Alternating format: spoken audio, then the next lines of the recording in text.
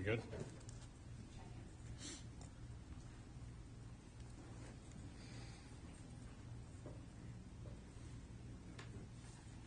Okay, we'll go ahead and get started. Tonight's invocation is going to be given by Councilmember Laura North, followed by the Pledge of Allegiance. Will you please stand? If you can please bow your head and join me in prayer. Dear Lord, I'd like to start with thanking you for the abundant blessings that you bestow upon us daily and the blessings that you give us in our city. I'd pray that you please protect our fire and our paramedics in this heightened fire season, and that you're with our police as they are keeping our city safe. Please be with Public Works in this incredible heat wave that we are having, and our city staff in the daily decisions that they make.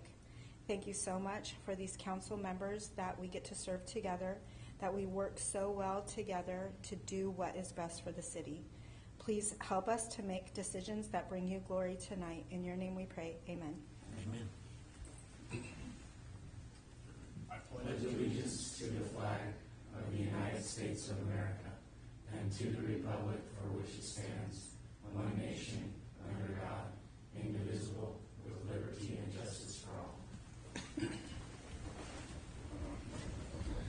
Thank you. We'll call tonight's meeting to order. Tonight is the Wednesday, July 17th, regular city council meeting. Can we get a roll call, please? Councilmember Silva? Present. Councilmember Palomar? Here. Councilmember North? Here. Councilmember Smith? Here. Mayor Purcell Jr.? Here. Next on the agenda is approval of the agenda. Entertain motions for that. Make that motion. I'll second. All in favor? Aye. Any opposed? Motion carries. Item 3 under presentations, we have listed none this evening. So we will move to item 4. Item 4 is public comment. This is a time for any citizen to come forward and address the City Council on any issue within its jurisdiction that is not listed on the agenda. A maximum of 5 minutes is allowed for each speaker. I came just at the right time. Chris Peterson, I'm a resident of Kingsburg. I was unable to attend in person the last council meeting, so I listened to it online. I've also listened to other meetings, government meetings that are online. And I've asked Abigail to request that all of you speak clearly and directly into the microphone, even if it has to be right in front of your, see the difference? It's much clearer when it's right here, because I can't hear you. I have the volume turned up, and I've talked to other people in town. They say, yeah, I stopped watching because I couldn't hear. And so if you claim to want to be transparent, but you can't hear, you're not being transparent. So obviously this microphone works. I don't know about the other ones, but please speak it directly into the microphone loudly and clearly. And Laura, please use your teacher voice. We know what a teacher voice is. Because, I mean, and yeah, so please keep that in mind. Okay. Thank you. Do we have any other members from the public that would like to come up and speak?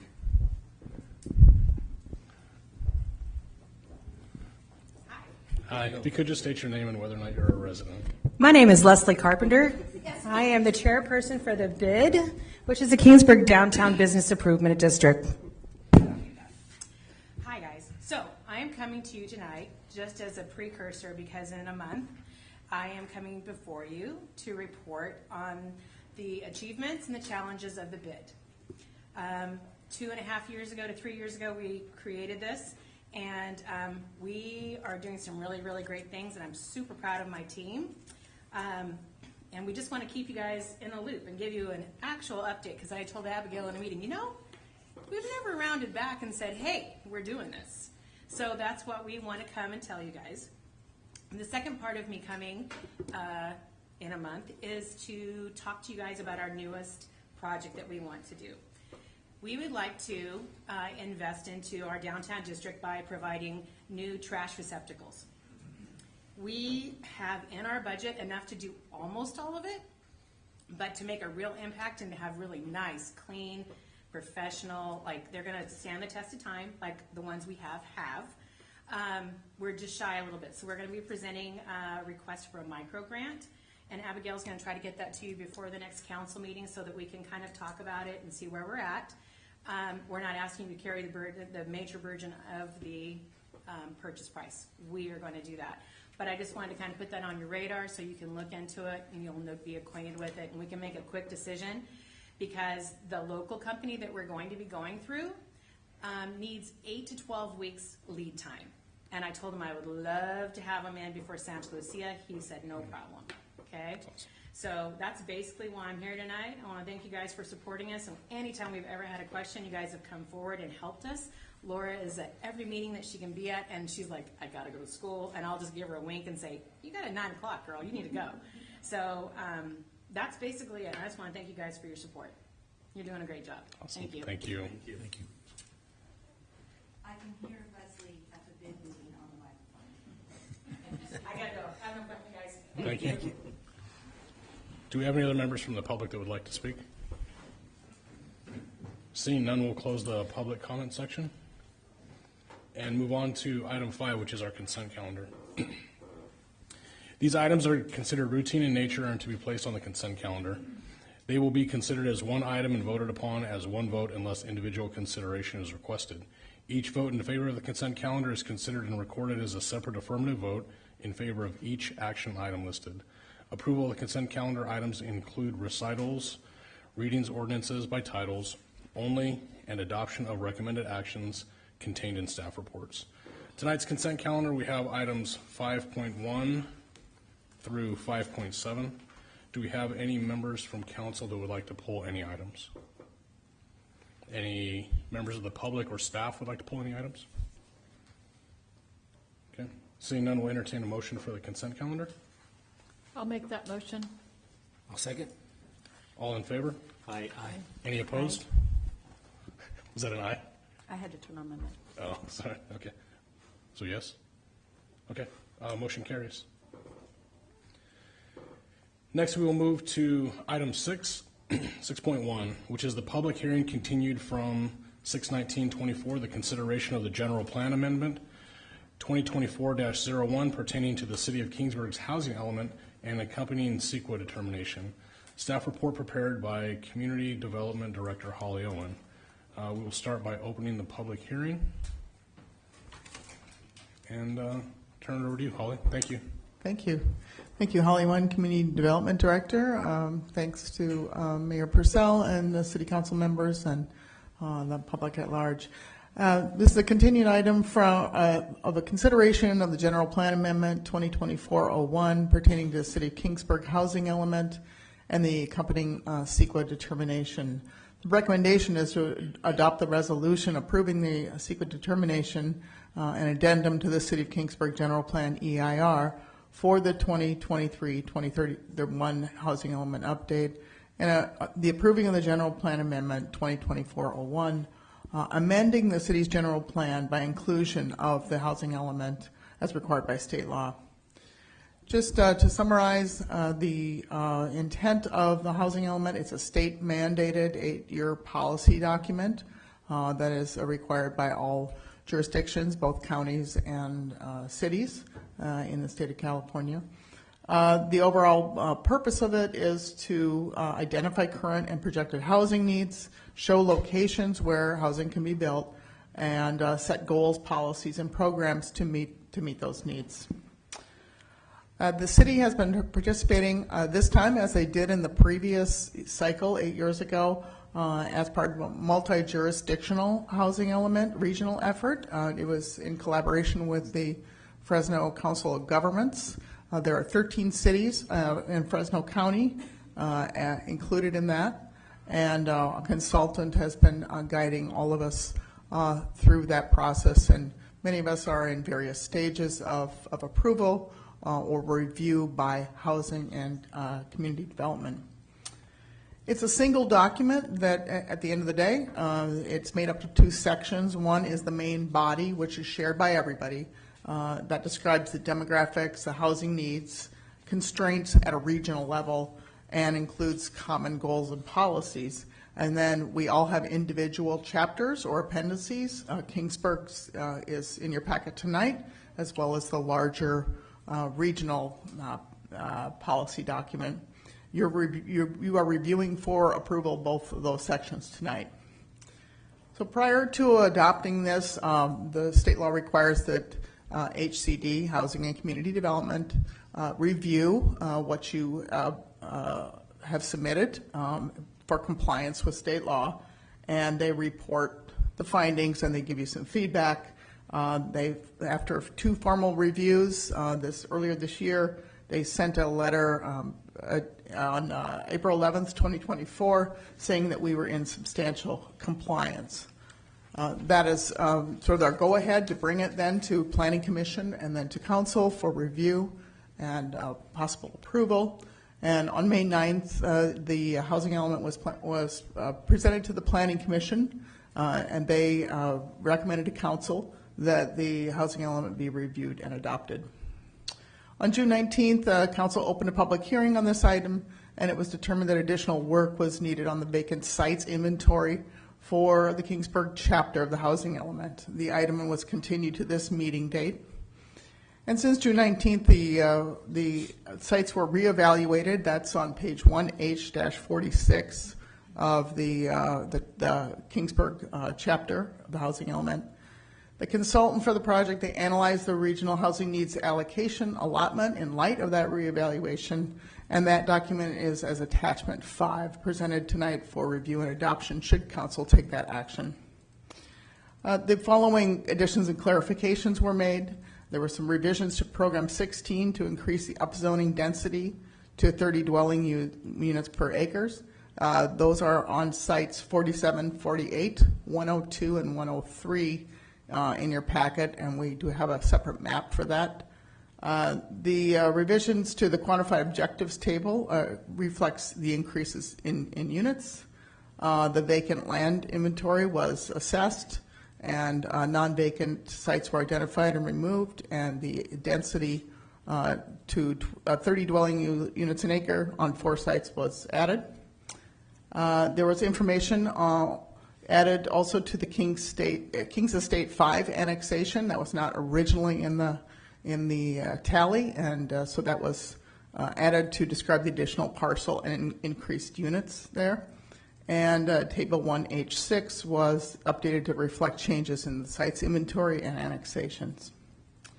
If no further changes are proposed in the document, it goes back to Housing and Community Development, HCD, and they have 90 days to certify the housing element, and that will end that review and adoption effort, and that will be our housing element and our guide for the next 8 years. So just to briefly, the description and background is that everybody is given a number called a RENA number, Regional Housing Needs Allocation Number.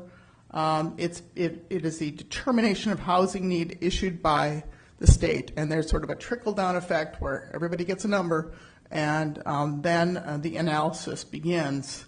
The jurisdiction is required to demonstrate that there is capacity to accommodate that number. The vacant sites inventory is part of that capacity issue. It's not meant to be an entire vacant sites inventory for the entire city. It's meant to identify the sites that are most appropriate for housing and to have the fewest constraints. So that is what is before you today. It's basically a mapping and theoretical exercise, and so that's where we're at now with that vacant sites inventory. It doesn't guarantee that construction or housing will ever develop on that site. That is entirely up to the market and would occur with a development application from an interested party. Going forward, I just wanted to mention that there is a to-do list that would come after adoption of this. There'd be a list of ordinance amendments. There's a spreadsheet that would need to be created to identify policy and program goals and timelines and implementation. that would be helpful to follow so we keep on track with the policies and the programs that we are pledged to. And then we will have this vacant sites inventory, and I wanted to give you just a little example of what we have now and what I would like to create. I put together just a brief image of that, and Abby, if you could just bring up probably the vacant sites inventory. Yes, that one, the PDF. So that's what ours looks like now, and as sites come in for analysis, we would be looking at that.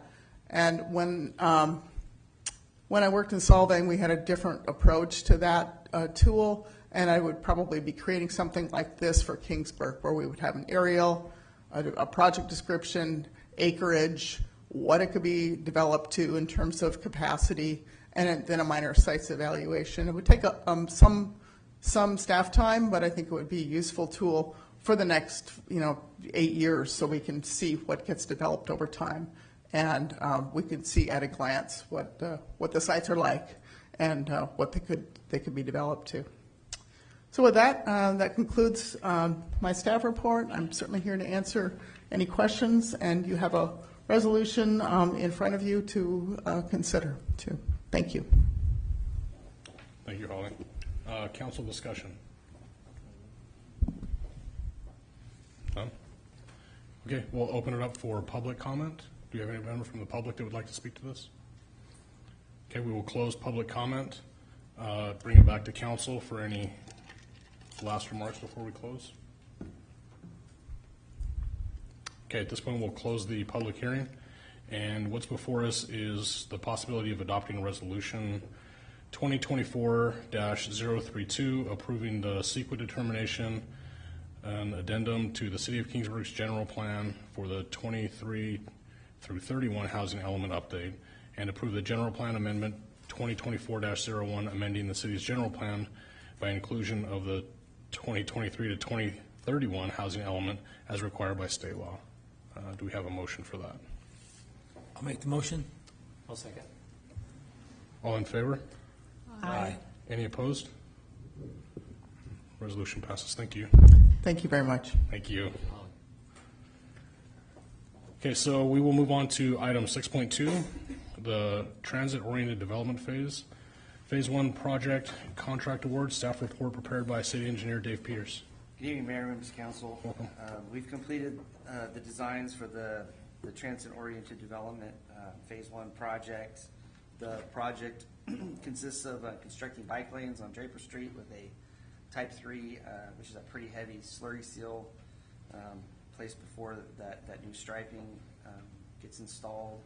And it also constructs curb extensions on Lewis Street between Marion and Washington Street at 4 different intersections. On May 31st, we advertised the project for construction bids. On July 2nd, we received 6 bids ranging from $522,520 to $988,922. That was for the base bid. The project also included 2 add alternates. One was for pavement milling, which we think we don't need it. We think we can live without it. And the other add alternate was for the thermoplastic crosswalk markings that we previously have discussed. We're not recommending awarding either of those 2. One, because the cost for the milling was over what we thought it was worth, and the thermoplastic crosswalk markings for one intersection was $100,000. Yeah, and so we haven't given up on that. We're just looking at alternate products, and that price was surprising to us. I've installed this type of treatment in the past. It wasn't anywhere near that expensive. The contractor that was the low bidder, Don Berry, he was also very surprised at that price. So we're reaching out to other manufacturers trying to find an alternate product that's not as expensive, maybe something that Public Works could place down to keep the cost lower. So we haven't given up on it, but we just don't think it's appropriate to award it through this contract. So with that, staff's recommending that you award the Phase 1 project to Don Berry Construction in the amount of $522,520. answer your questions. Do we have any council discussion? No? Any members of the public like to speak to this? Okay, then we'll bring it back to council. Anything else from council? Questions? If not, we'll entertain a motion for this, to award the contract. I'll make the motion. Second. All in favor? Aye. Any opposed? I'm opposed. Okay. Motion carries. Next is 6.3, the city engineer's project progress report. Report by city engineer Dave Peters. Good evening again. So there's a pretty thorough report in your packet. I won't go through every item. I'll just kind of hit the high points and be happy to answer any questions either during the presentation or afterwards. Been trying to pursue funding to reconstruct the Smith Street parking lot right over just south of Draper Street. We were unsuccessful in our previous attempt to get a grant. We're partnering with FCRTA to submit another grant at the end of this month that we hope is going to be successful. So the project will reconstruct all of the pavement, the curbs, the trash enclosure, refurbish that old transit stop in the front, and the FRCTA portion of it will install solar panels and electric charging stations at the location. So that's a project we're going to partner with them on. Hopefully we get the grant, we can move forward with that. Currently in construction on our 2024 streets project, that's 15th, 16th, and 17th between Stroud and just a little north of Klepper. That project included water line work along those streets. That's been completed. They're currently doing all the curb work, and the paving work should happen week after next. No, I'm sorry, next week. Next week. Laurel Street Dog Park, we had a successful meeting with our contractor. We were able to negotiate changes to the bid items to get under our budget. And so we're just finalizing that paperwork. They should start on the work this month, and then the goal is to have it done in about mid-October before we get the rains coming. So, in terms of our citywide park improvements project, we're essentially waiting on materials. The restroom is supposed to be delivered in mid-April. We originally had a late May date, and it's just kept slipping, and now it's mid-April. And we also have a mid-April delivery date for the shade structure over at Heritage Park. So as soon as those facilities come in, they'll be immediately installed by our contractor. They just didn't want to open up the sites and then sit around waiting for. Sorry. April? August. Did I say April? Yeah. Oh, I'm sorry. I meant August. My bad. August. Mid-August. Senior Center kitchen remodel is ongoing. We're hoping to complete that by September. Working through some issues with the health department right now. The majority of all the old facilities have been stripped out of the kitchen, and we're just trying to get some concurrence from the health department before we put all the new stuff in. So, and then we have a small project to replace a drainage overflow pipe on the frontage road. That's actually a project that's being funded by FEMA. We've got a storm damage grant to do that, so that's going to be happening towards the end of this month. And then in terms of development projects, Kings Estates Phase 5 is moving forward.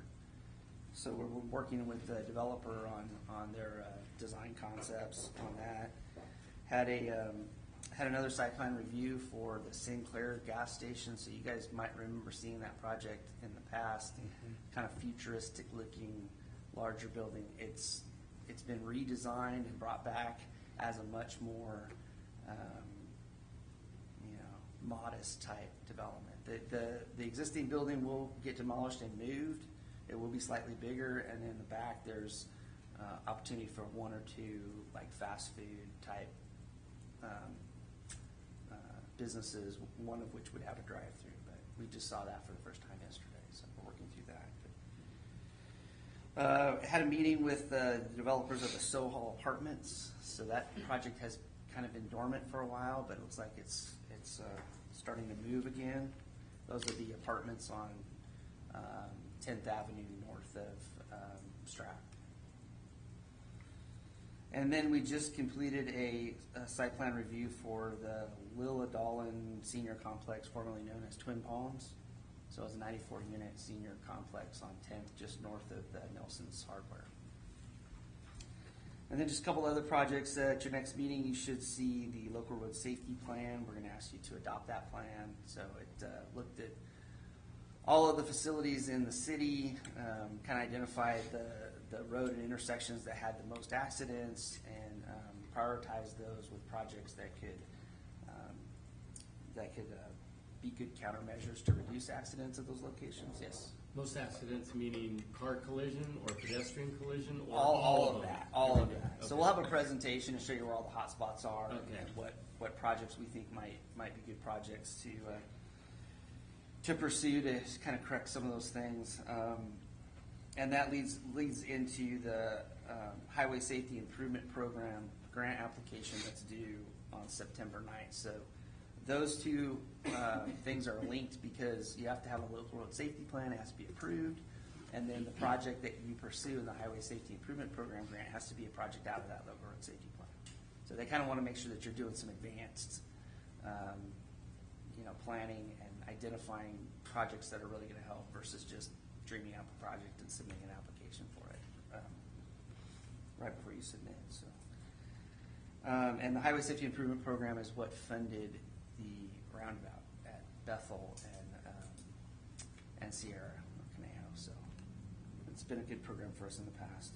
And then we had a meeting a couple weeks ago at SKF. They're getting ready to finalize their master plan update. So staff's been working with them on that. So that concludes my report. Happy to answer any questions.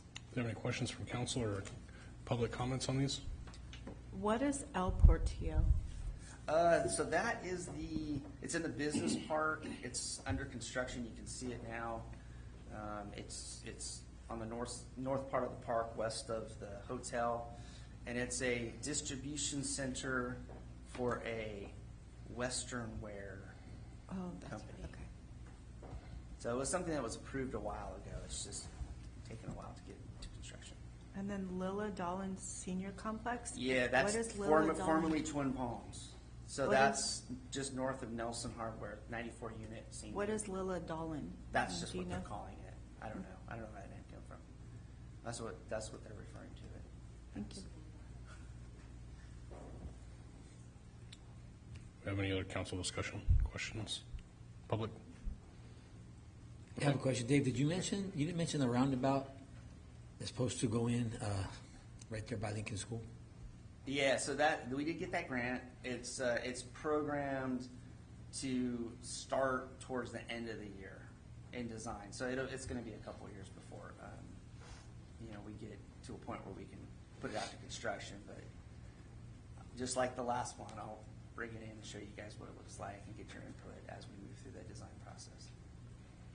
And then I have a question on curbs. Where the downslope, like for wheelchairs or the carts, the old people that can't walk very well. I forget the exact term they call them carts, but not the walkers, but the scooter. That's what it is, like a scooter, 3-wheel scooter. But anyways, just say like a wheelchair. Do we have to do that all around the city? Because I had somebody inquire me.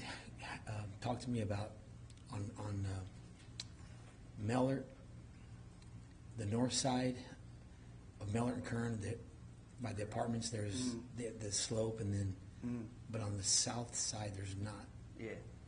So the city has and updates every 5 years an ADA transition plan, American with Disabilities Act transition plan, where we look at every, corner in the city, and then we identify the ones that don't meet standards, and we have a program. But we can't do them all at the same time. We do try to do a few a year.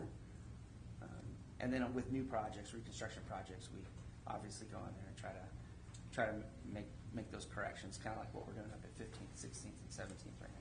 Yeah, and then I know they've also talked about, somebody talked to me about like Morgantown, both sides of Morgantown,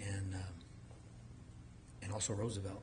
Okay. There's no, Right. there's high Yeah. curbs, they're just, Yeah, some of the they're older asking parts me of about it, town, so. they were built before we were building curb ramps. Right, Probably yeah. even before That's my what I time. told them. So, yeah, whenever we do try to prioritize getting those corrected, it's just gonna take a while. Take a while, that's what I told them. Okay, great.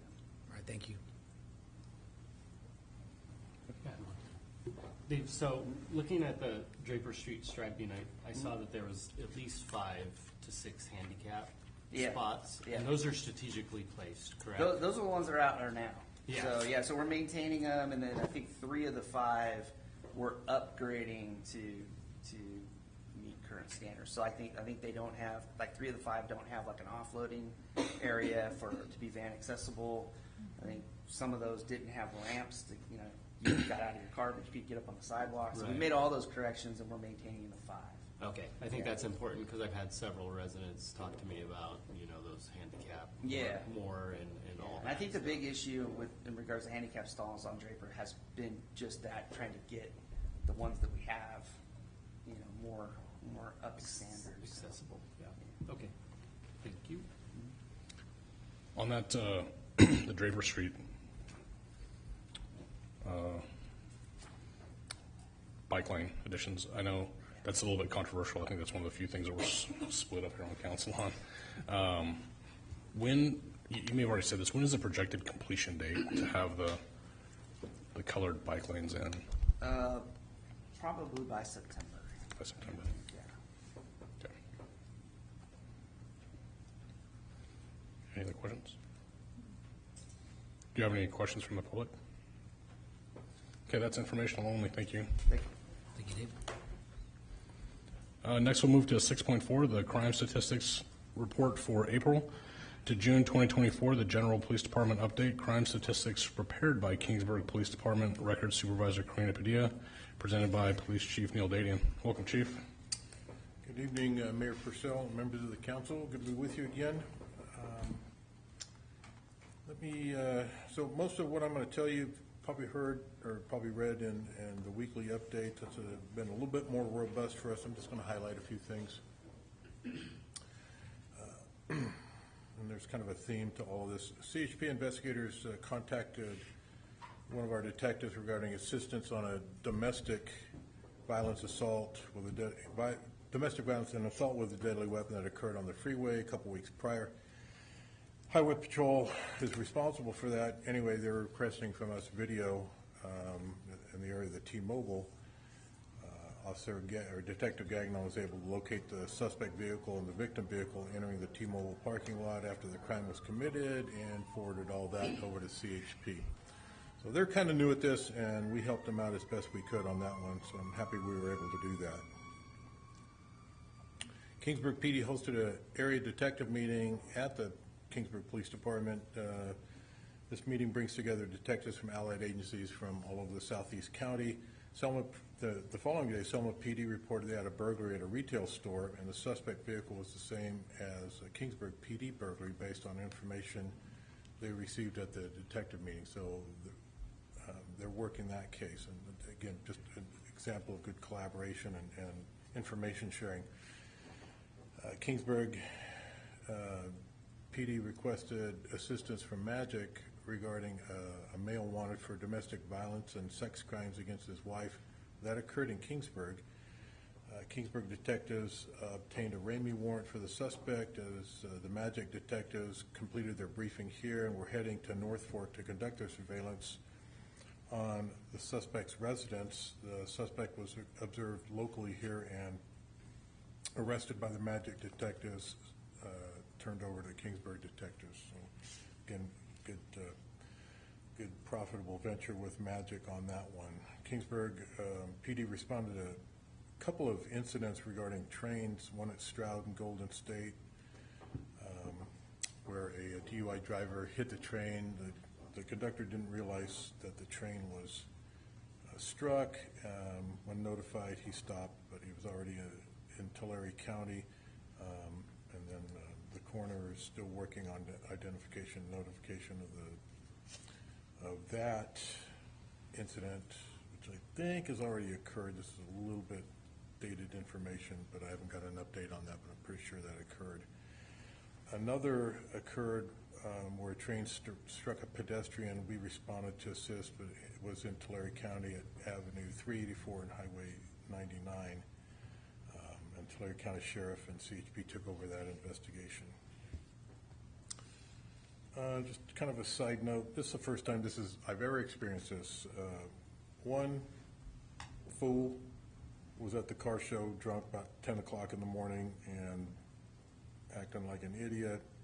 When the officers approached him, he started to expose his genitals to the officers, so he immediately got arrested for being drunk in public. And then when he was being transported to jail, started kicking out our door and caused about $3,000 worth of damage. But the reason I mention it is that's typical cop stuff. The reason I mention it is that's the first time I've ever experienced that in 10 years of car show. It's always been nice and quiet. But, you know, somebody's got to ruin it for everybody. Fowler PD received a call of an active shooter at their high school. The caller stated he was suicidal and wanted to enter the campus and shoot it up. Kingsburg PD officers assisted Fowler police officers, as well as numerous allied agencies responded to that. Determined the call was false, no shooter on campus. All the campuses were checked, and we were happy to participate in that, and it was a very rapid response. Kingsburg police officers also responded to the 2000 block of Simpson regarding a disturbance. While we were there, the occupants attempted to close the door on the officers. That didn't work out for them. Once we got inside, we found a 9mm ghost gun with a 30-round magazine in plain view, and off to jail they went for illegal gun and warrants. Kingsburg officers also responded to the Kingsburg Chevron regarding vandalism and theft. During the night, a male suspect used a tool to attempt to cut into the cash box at the car wash. The male eventually pulled the entire machine from the ground using his truck and a chain. The clerk on duty had no idea this was going on. He caused about $5,000 worth of damage and got away with about a minimal amount of money. The store was open. Again, the clerk didn't know it was happening, but we got video surveillance from that, put that out, and along with a warrant, and that suspect was identified in Bakersfield, arrested, and we brought him up here and took over the investigation. We also participated this quarter in a multi-agency detail. Detectives from several law enforcement agencies in eastern Fresno County conducted a probation and parole check in multiple southeast cities over 2 days, and that was put together by Sanger PD. Again, good collaboration. Also, officers Arevalo and Gagnon attended a grad night celebration at Disneyland with Kingsburg High School seniors, so nice to accompany them on that. Abby, could you go to the graph on the calls for service, the bar graph? There you go. Last thing on crime I want to note is we have a pretty good showing of calls for service. Blue line represents the officer-initiated calls, red line, citizen-initiated calls. It's been my goal to have the blue line outdo the red line, and pretty much for 5 months out of 6, we've done that. So I'm very happy with that. That tells me the officers are out there, they're active, they're looking for crime, they're getting in front of crime. That's a crime prevention method for us. Last part of the crime information is the summary. During this quarter, we had 27 cases assigned for follow-up to the detectives. 12 of those have been submitted to the DA's office for charges. Patrol officers handled over 3,500 calls for service, made 87 arrests, 81 of those adults and 6 juveniles.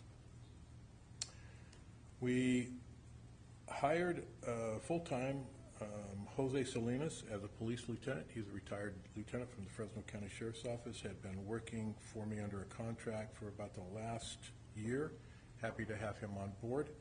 And promoted Detective Gagnon to police sergeant. We'll have a formal ceremony for both of those at the August 21st meeting. Looking forward to that. Also had police recruit Ron Meza complete the academy, hired as a police officer, and started his field training program. We currently have 3 vacancies for police officer. Interviews for police recruit positions are ongoing, and interviews for police officer positions will be forthcoming. Training. All Kingsburg police officers received training on body-worn and vehicle cameras. The 4-hour training took place at the police department by folks who came in from various parts of the country from our vendor to provide that training. The cameras are now deployed in a soft rollout as we work with the various features and the lieutenant's refined policy. A go-live policy and publication is scheduled for August 1st. That's about a month behind. Most of that is my fault. I was off for a couple of weeks that I did not anticipate being off, and so I had to push that out for a month. But it's also given us some time to play with some of the features and decide what we like and what we don't like, get some feedback from the officers, so it's kind of working out. But we'll go live officially on August 1st. Officers continue to attend perishable skills training at the Sheriff's Office during the second quarter. 1 officer attended a field training officer course.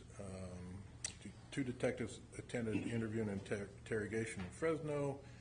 4 officers attended arrest and control instructor training hosted by the Gracie Academy at the College of Sequoia Police Academy. I've mentioned this before. So we now have 4 people who are instructors in basically Gracie Jiu-Jitsu, which is really becoming a dominant self-defense technique in law enforcement. And so Sergeant Monique Gonzalez and 3 is heading that up, and 3 of the other officers are now instructors for that. She always was an instructor, but we now have 3 others. So that adds another tool in our toolkit when we get our officers trained for that.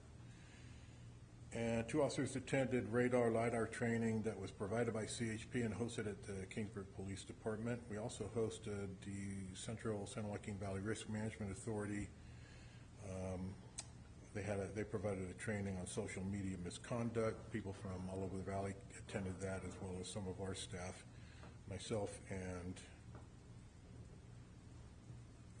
Lieutenant Stevens also attended the California Police Chiefs Association conference in Palm Springs. I don't know who decided that was a good idea, but if you didn't go outside, it was a great conference. And we also assisted the Sheriff's Office just last week with instructors at their request for traffic enforcement and collision investigation enforcement. That's not their forte necessarily, so they asked us for some help, and we were happy to provide that help. A couple of positive things coming out. Sergeant Forlines received the 2023 MAD, that's Mothers Against Drunk Driving Award for the Kingsburg Police Department. The ceremony was held about 3 weeks ago at the Table Mountain Casino. Officers from across the valley were honored for their work arresting drunk drivers. Sergeant Forlines had 12 for the Kingsburg Police Department. We picked up 5 police vehicles from Folsom Ford recently. All 5 cars are waiting to be equipped with the necessary upfit equipment. Cook's Communication tells us they hope to have those items in by the end of August, and if that works out, I'm hoping to have those deployed by December. It takes a while, once you have to have the equipment, then you get in line, and you gotta wait for everybody else who's ahead of you in line, and there's a bunch. We also have two 2025 patrol cars on order at Folsom Ford. Don't have a build time at this, don't have a build date at this time. But just hopefully it's faster than the ones I ordered in 2021 and 2022. That's where those 5 came from.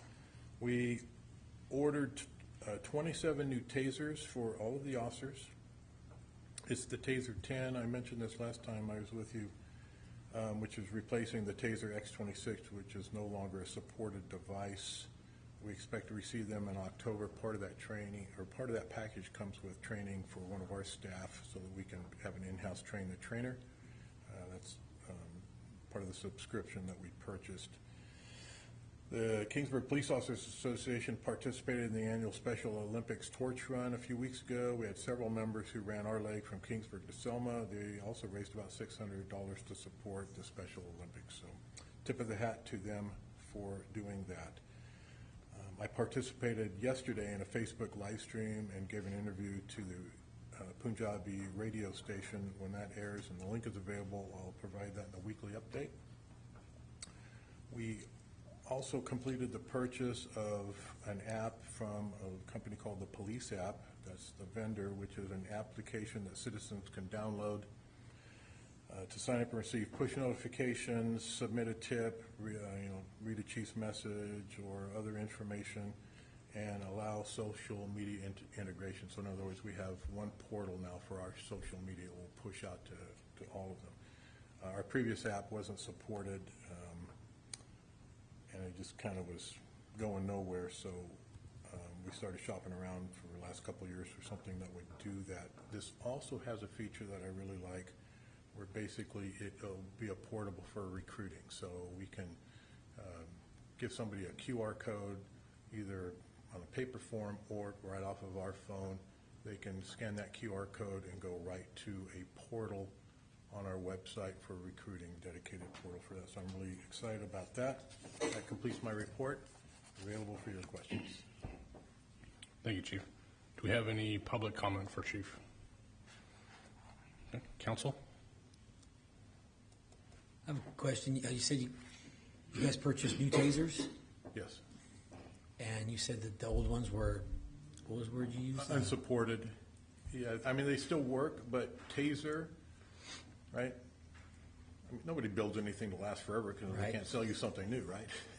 So, and those have been out there for quite a while. To be fair, they're kind of long in the tooth, and the ones that we purchase now are actually, so those were kind of one application. These have they have a cartridge for 10 applications, so that you can do it one after another. The others had 2 prongs, this had a single prong. So the technology has really upped itself. And they have basically discontinued all of their other products to support this one product. So kind of the only game in town.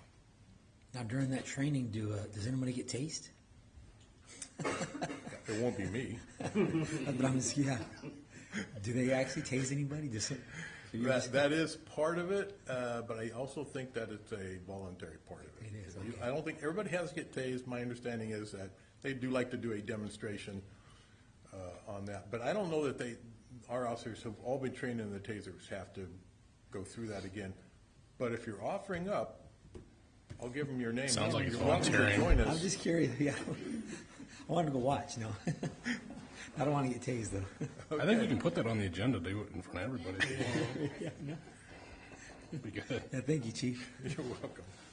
Any other questions? I just had a quick question, and maybe it's for the financial department, but, so on the check registry, the 2 new vehicles were on the check register, but you're saying that they have to be retrofitted or upgraded, right? Yes. So is that's an additional charge or additional fees that would go into those vehicles, right? Yes, sir. Okay, so those are, I guess my point is, those are, very expensive items that the city's paying for, but they're very important items, right? And so that's necessary equipment for you guys, and, I appreciate all you guys are doing. I saw 4 patrol units today when I'm cruising through town, and we just appreciate all that you guys do to keep us safe. So thank you to you and your staff. Thank you very much. I appreciate your kind words. Thank you, Chief. Thank you. Appreciate you. Okay, we'll move on to item 7, council reports and staff communication. Starting with 7.1, the Community Services Commission. Yes, we met and we received a, Councilmember Laura North talked about inclusive playgrounds.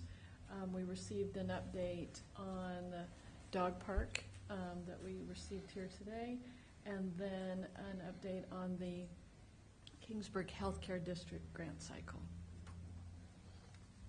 Thank you. 7.2, Public Safety Committee.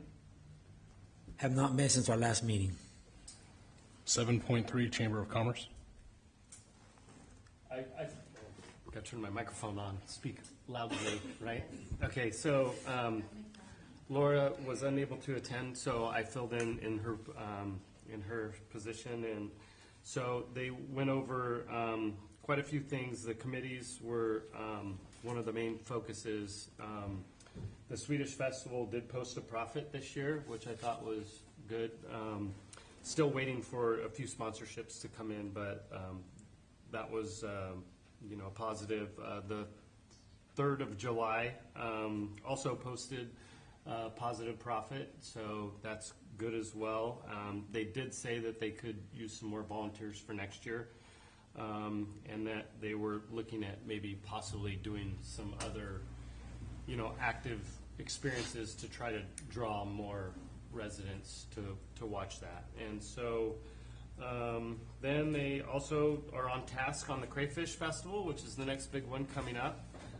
They did talk about membership and membership reporting and analytics, which they have a very robust way to look at membership now. So if you want to know anything about membership, they have numerous graphs, which are all right here. I can share them with you also, but it's like a membership report. It's got the graphs, and it basically spells out all the activations, the churn rate, event registrations, service membership, all the memberships. But I thought it was really good to have that data so they can key in on areas of focus.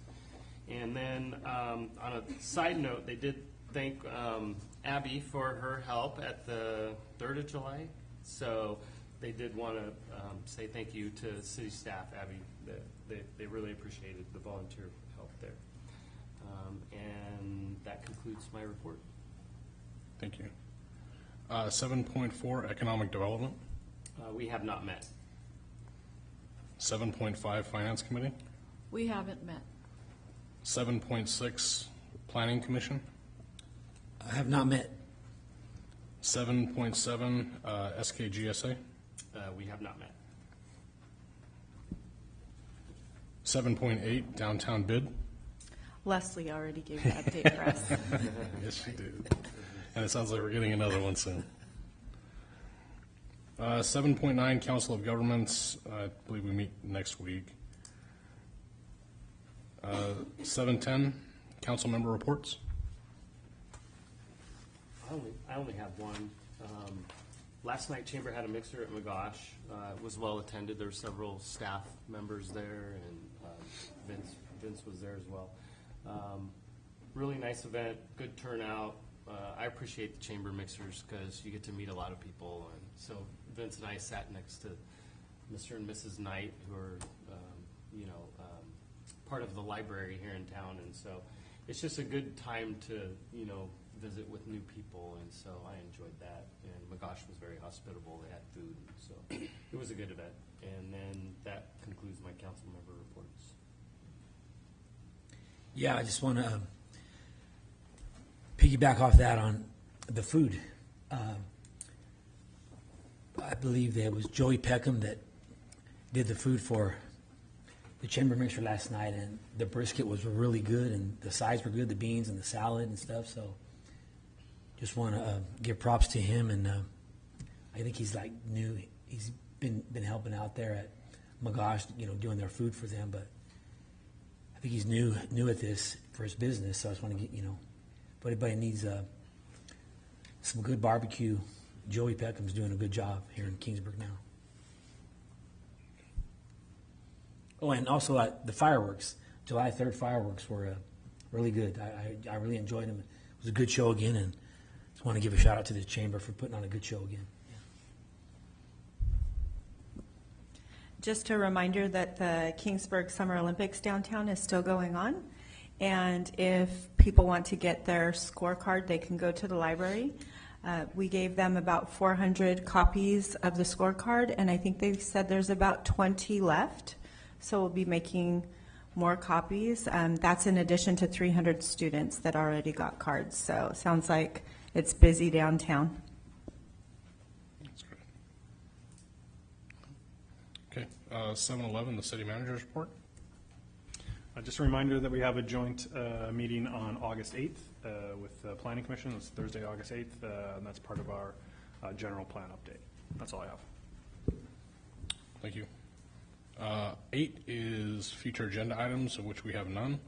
And 9, we will be adjourning the regular calendar and going into closed session, which is a conference with labor negotiations per the California Government Code. And we'll go into closed session. Thank you.